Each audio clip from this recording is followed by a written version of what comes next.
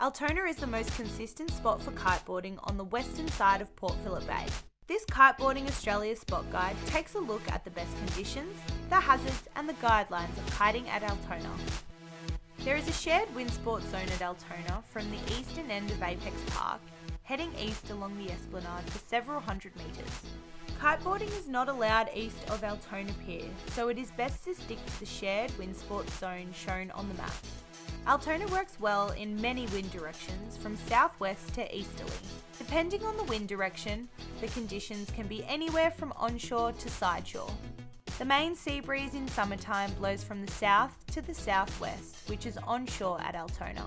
Kiting in an onshore wind creates a number of hazards to be aware of. The beach at Altona is narrow, leaving only a few metres of downwind space for launching and landing kites.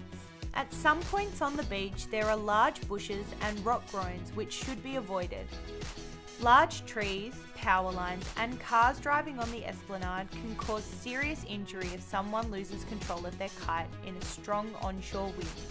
It is recommended that only intermediate and advanced riders kite at Altona on directly onshore conditions. Depending on the tide, the water at the kiting area at Altona can be very shallow.